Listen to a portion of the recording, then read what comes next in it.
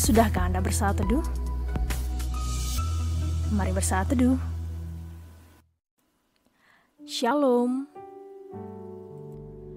Renungan malam Sabda Bina Umat Minggu ke-26 sesudah Pentakosta, Minggu 21 November 2021. Takjub oleh ajaran Tuhan.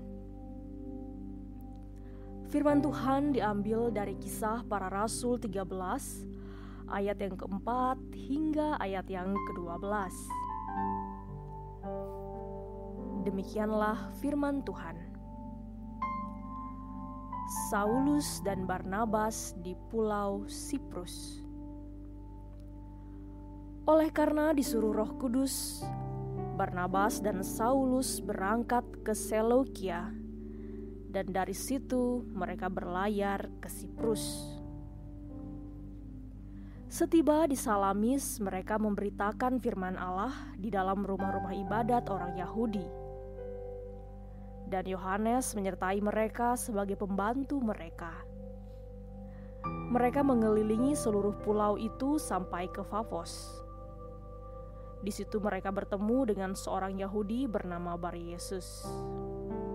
Ia seorang tukang sihir dan nabi palsu. Ia adalah kawan gubernur pulau itu, Sergius Paulus, yang adalah orang cerdas. Gubernur itu memanggil Barnabas dan Saulus karena ia ingin mendengar firman Allah. Tetapi Elimas, demikianlah namanya dalam bahasa Yunani, tukang sihir itu, menghalang-halangi mereka dan berusaha membelokkan gubernur itu dari imannya. Tetapi Saulus, juga disebut Paulus, yang penuh dengan Roh Kudus, menatap dia dan berkata, "Hai anak iblis, engkau penuh dengan rupa-rupa tipu muslihat dan kejahatan. Engkau musuh segala kebenaran. Tidakkah engkau akan berhenti membelokkan jalan Tuhan yang lurus itu? Sekarang, lihatlah, tangan Tuhan datang menimpa engkau, dan engkau menjadi buta. Beberapa hari lamanya engkau tidak dapat melihat matahari."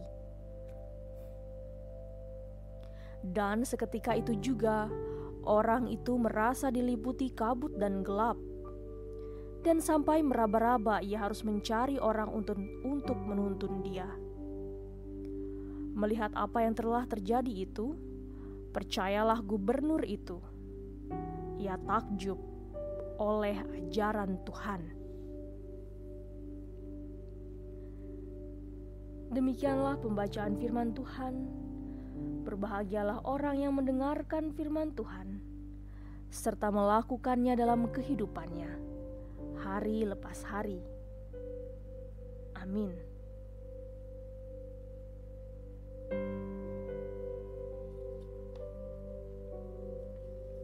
Mengubah nama demi ketenaran atau keselamatan seseorang dalam budaya kita merupakan hal biasa.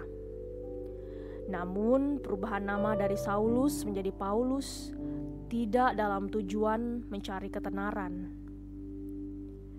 Perubahan nama dari Saulus menjadi Paulus adalah semata-mata untuk kemuliaan nama Tuhan di antara bangsa-bangsa lain. Saulus di kalangan orang Yahudi artinya yang diminta.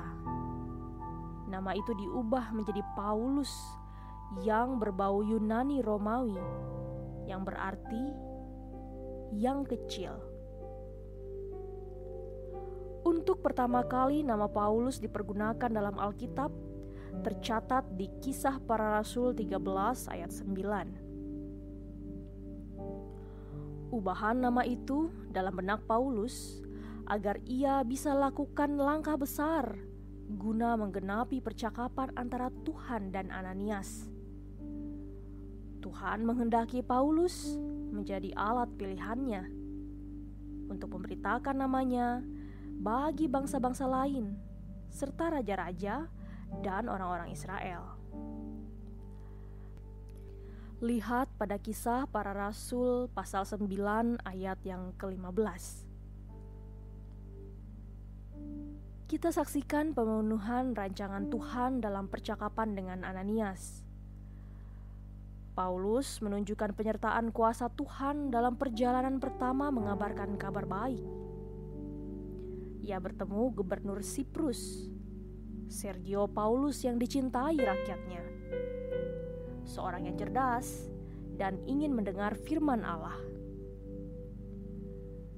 Di istana gubernur, Paulus, Barnabas bersama Yohanes yang disebut Markus dalam Kisah Para Rasul 12 ayat 12 menyatakan kuasa Tuhan yang besar.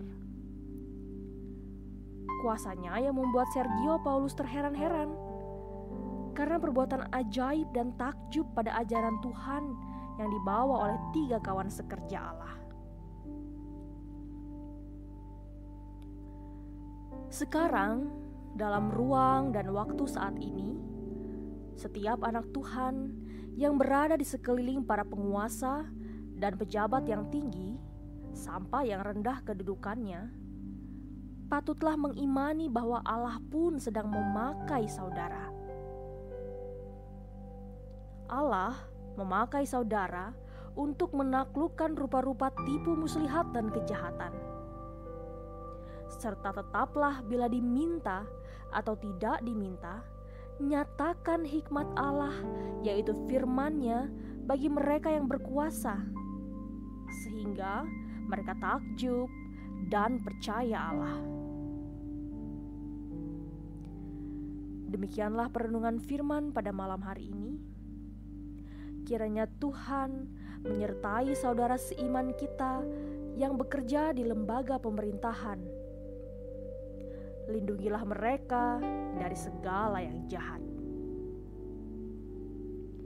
Tuhan Yesus memberkati.